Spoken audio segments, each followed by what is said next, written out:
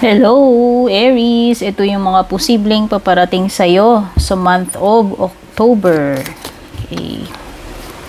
Ano yung mga posibleng paparating sa'yo sa month ng October, Aries?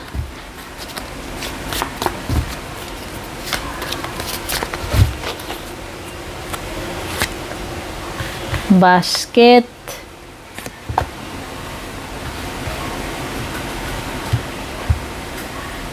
Reward. Mukhang merong recognition, reward na matatanggap ikaw. No, pwedeng ito ay reward dahil sa kasipagan mo, pwedeng sa trabaho, pwedeng sa bahay, no? O kahit sa sarili mo, kumbaga, kung ano man itong bagay na pinagbuhusan mo ng effort, pinagsumikapan mo talaga at kinarir mo, no? Kumbaga, mare-recognize ka, mabibigyan ka ng reward dito sa paghihirap mo, okay? May it be sacrifices na ginawa mo, yung mga kasipagan, no? May rooster, so pwedeng may encounter ka na tawag dito. Arrogante daw, ayan, no?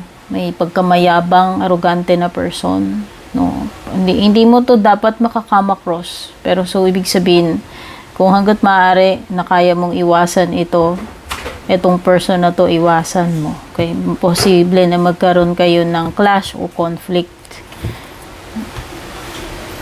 Okay, na-forgot ko i-mention pala. Ano ba yung overall energy ninyo, Aries? October. You will be shown the way. Ayan. Kung kahit na anong mangyari, alam mo yon, bibigay sa iyo yung guidance na kailangan mo. Ayan, i-reveal yung mga dapat mai-reveal sa iyo. No, ayan, isushow sa iyo, isushow talaga yung tamang path, yung direction. Okay? Divinely guided ka this October. Meron ka ring carriage, a journey, either physical or mental. So, pwedeng may journeying na magaganap by October. O, pwede daw physical or mental. So, either magta-travel ka, literal, or meron kang pagdadaanan na may kinalaman sa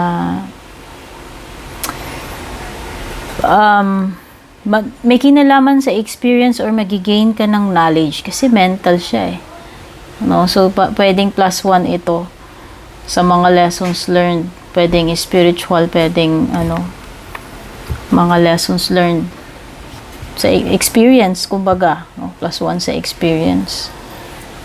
So ano pa yung mga possible na paparating sa iyo?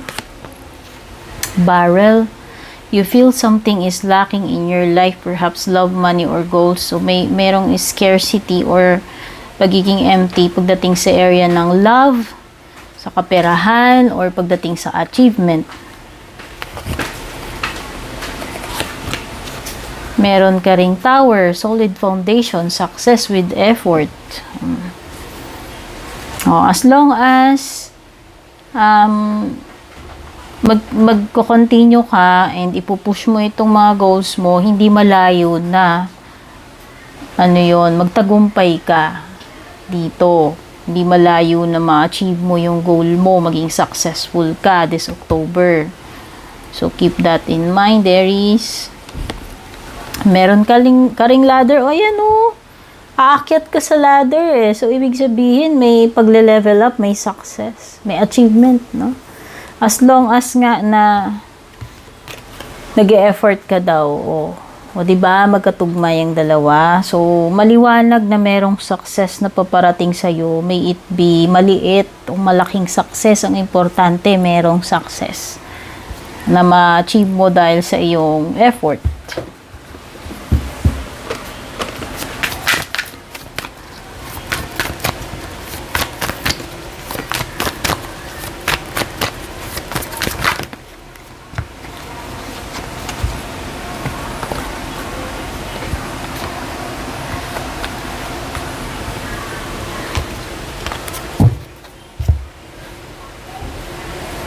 Ayusin natin yung mga cards. Hindi ko alam paano ko i-layout to. Pagkasyahin natin. Ito pala. Log-log naman pala dito eh. Wait lang. Oh. Log-log naman pala eh. Pinagpinilit pagkasyahin doon.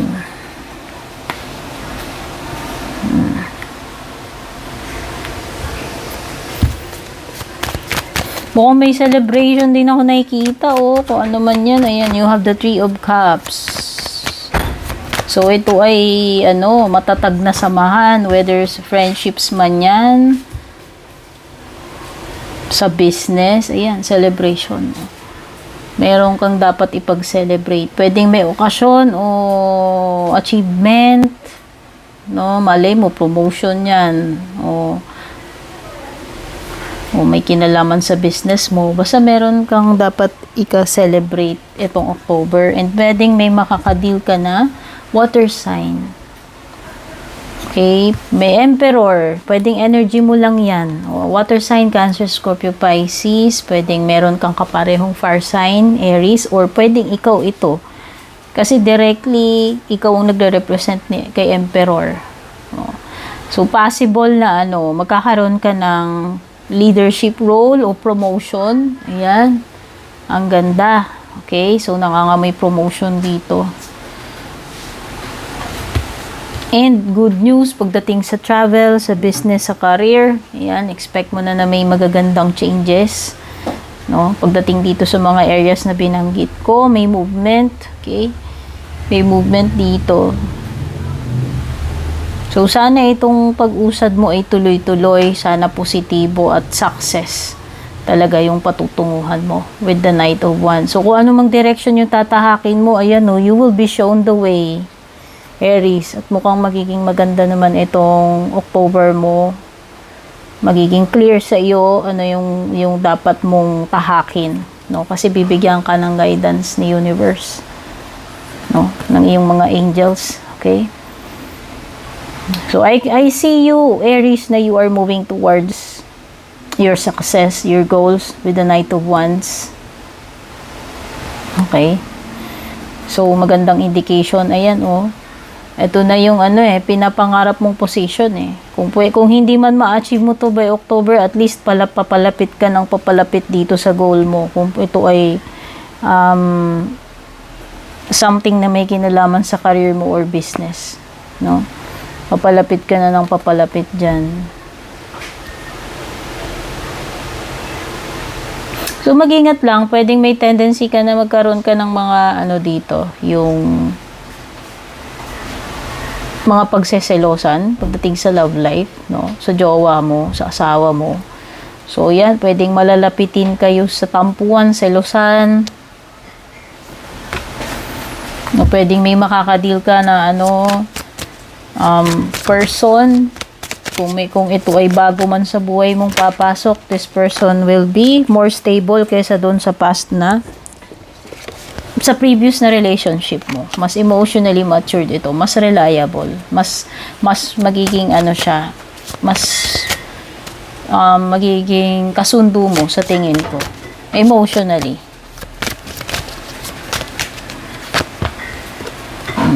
Overall energy mo pagdating sa love life mo, I feel pain from the damage I feel pain from the damage I have caused. So, someone will be feeling guilty ngayong October pagdating sa love life mo. Magigilty itong person na to. Hindi ko masabi kung energy mo to o energy ng person mo. Bahala ka na mag-relate. Pero merong ditong feeling guilty. Kasi siya yung alam mo yon, siya yung nakagawa ng mali or nakasira dito sa samahan ninyo.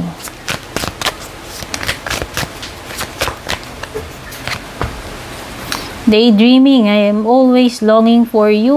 Itong October, talagang mafe-feel mo na pwedeng namimiss mo tong person na to o siya yung nakakamiss sa iyo. So, pwedeng may magpaparamdam, ipapadama niya sa iyo, gaano kanya na-miss. Kung nagkalayuman kayo, kung LDR kayo, ayan, palagi itong magpaparamdam sa iyo kasi namimiss ka niya eh.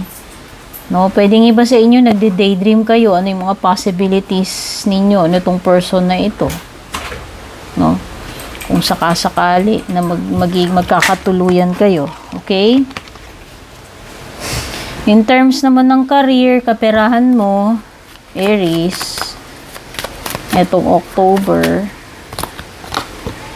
entrepreneur, o baka yung iba sa inyo magaling sa negosyo, hindi nyo nare-realize, or pwedeng ito na yung hudyat, etong October, na magsisimula ka na ng business, or pagpaplanuhan mo na, pinag-iisipan mo about pagninegosyo. Competition, yun lang. So, pwedeng may kakompetensya ka pagdating dyan sa trabaho or dito sa business, kung alin man yung nag-a-apply sa iyo. Okay, so ito yung mga nakuha ko, mga maaaring makakaharap mo atong month ng October, Aries. Thank you so much for being here. Don't forget to like, share, subscribe. Take care and God bless.